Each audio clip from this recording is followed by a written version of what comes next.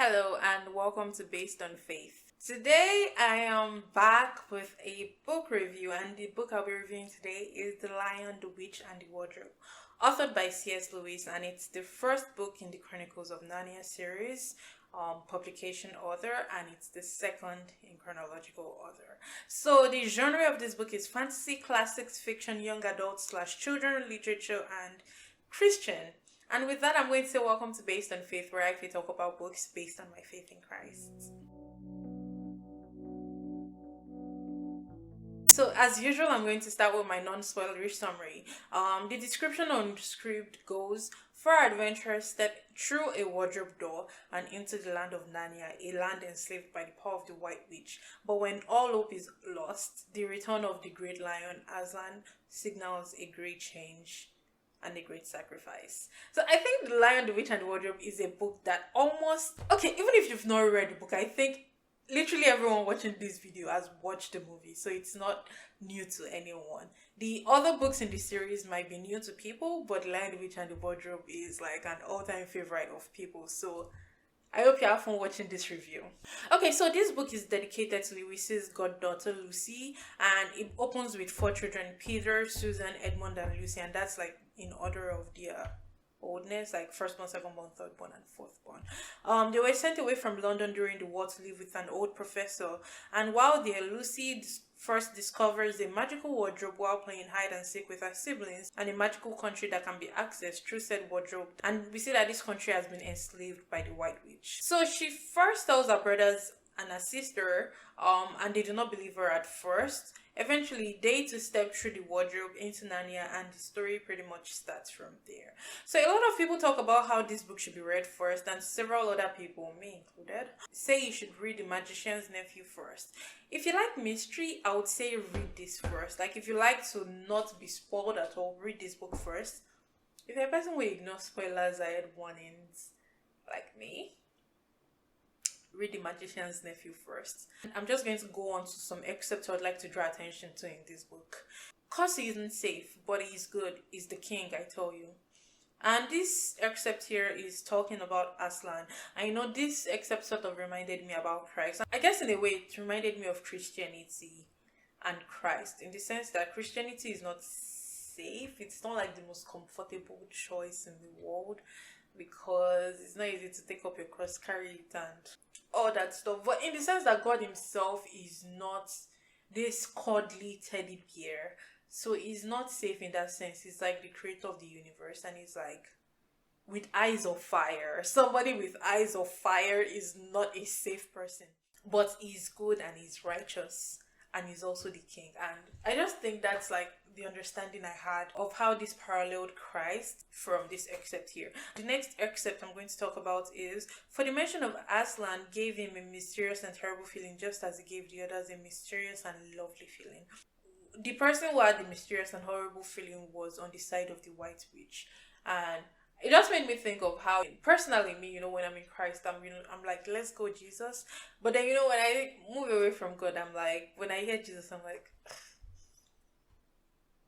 can we not talk about Jesus right now? And it's like, I want to withdraw away from Jesus because I feel like he's far from me, but he's never far away. He's always close to us. And I would just say that my favorite character in this book has to be Mrs. Beaver, because sis stays prepared for every single occasion. Like, sis is like me. This woman was trying to carry a sewing machine when they were running for their lives. And I'm like, I just saw myself in that, because whenever I'm going somewhere, I'm getting better now, but my friends make fun of me for it.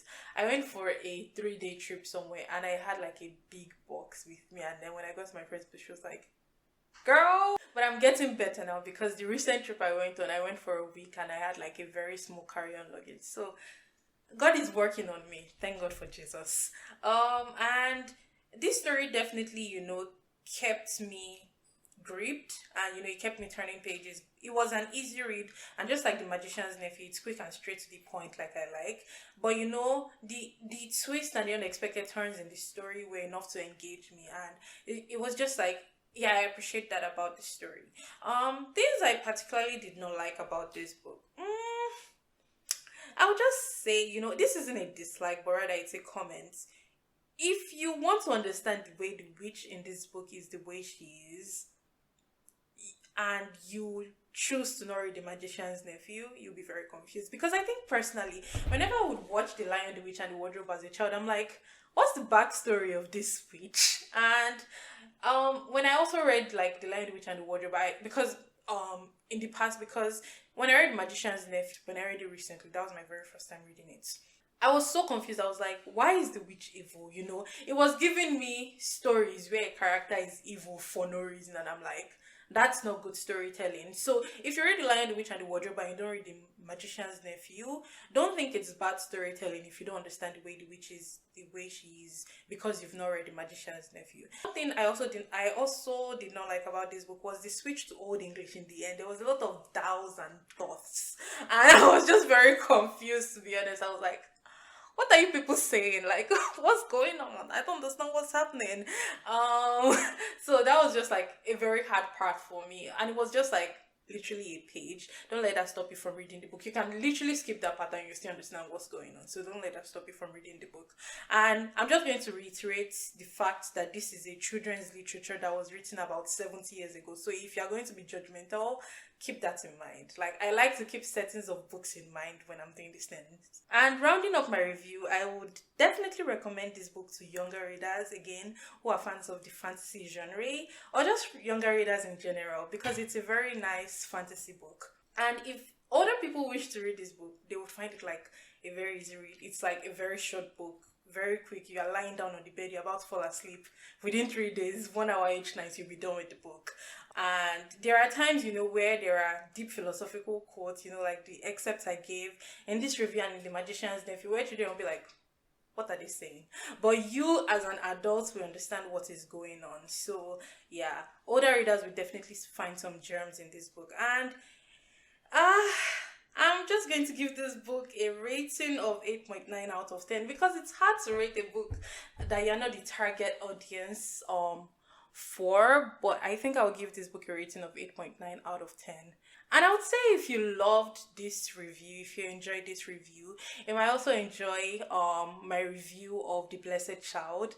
The Blessed Child talks about the story of Caleb, who was a child in an Ethiopian monastery, and he just has a very unusual relationship with God. And you know, he's brought to the US in a very tumultuous way, and he just has to like navigate the whole US situation. And I'm underselling the story of The Blessed Child, but The Blessed Child was a wonderful read, and I'm just going to link it up here. I think you would love to check that out. And with that, I'm going to say thank you for coming to the end of this video. Don't forget to subscribe and hit the notification bell if you enjoyed watching these videos, so you can get updated when I post new reviews. You can also like this video if you enjoyed it, if you want to. I cannot force you to do what I want you to do, but I would really appreciate it if you like this video. And I hope you have a wonderful rest of your day. Bye!